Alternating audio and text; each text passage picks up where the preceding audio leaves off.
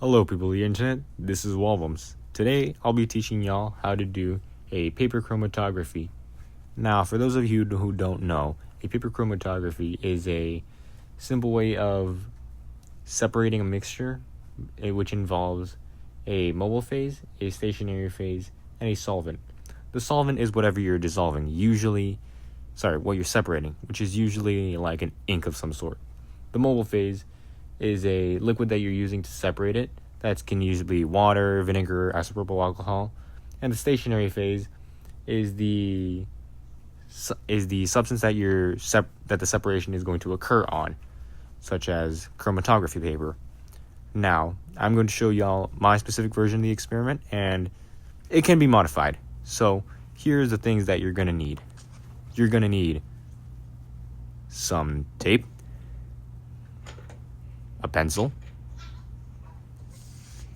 some strips of chromatography paper. I only used one, and you can use any sort of porous paper like towels, the marker, or whatever ink you're going to use. I'm going to use a grass green alcohol marker. Why grass green? Because I wanted to.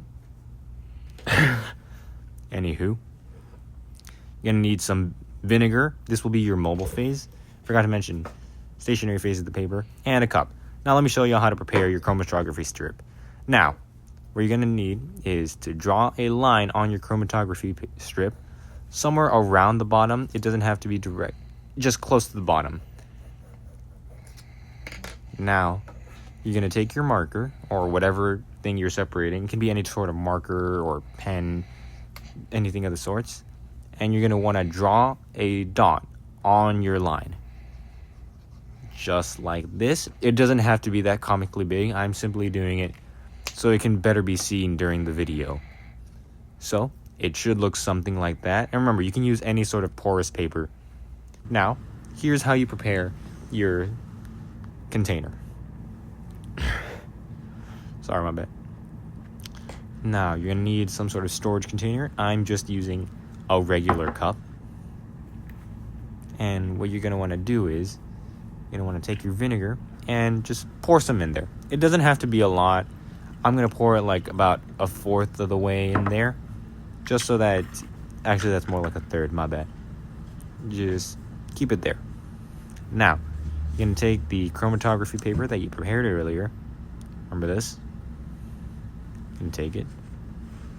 And you're going to slowly dip it into the cup until the point where the end of the chromatography paper just touches the vinegar. Now you're going to mark that with a pencil, hold it there, and hold on a sec.